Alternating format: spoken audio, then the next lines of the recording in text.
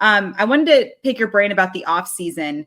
I would say the lack of moves, because the moves certainly happened, but perhaps like yesterday, some of these moves took place. But the one in particular, Jordan Montgomery is still not signed. Tell me a little bit about the offseason, because comparatively to off seasons past, some guys still aren't being signed.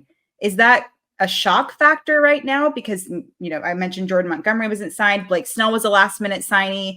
Same with Matt Chapman. What was the market value for the free agency? So during last season, I was hearing from agents and I was hearing from executives like this upcoming offseason is going to be really, really slow. And I reported that on Sunday Night Baseball. And immediately I got a text from Scott Borison saying, absolutely not.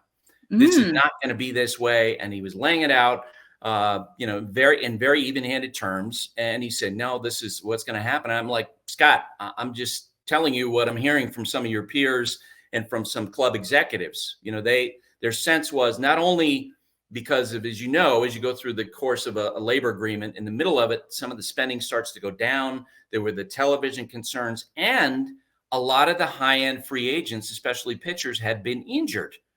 And so the feedback I'm getting was it's going to be a little uglier. So then we go into the wintertime, and after we get past the excitement of the Ohtani contract, $461 million in real value, and Yamamoto contract, then it starts to go downhill. And everything those agents predicted and the executives were predicting to me turned out to be exactly true, to the point that we're seeing this, uprising within the union in the last 72 hours, the conference call earlier this week on Monday night. I think that what we're seeing now is it's the first time I've ever thought it was possible that the union, at some point after they go through some kind of a change in their leadership, that there will be a salary cap.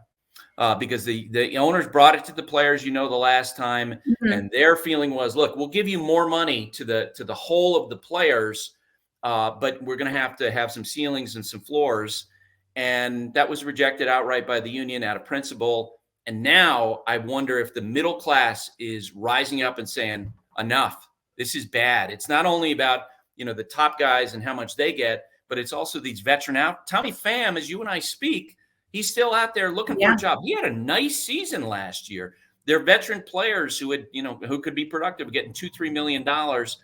And, there's a growing number of relief pitchers. I think there are a lot of players increasingly unhappy about how the salaries are coming down.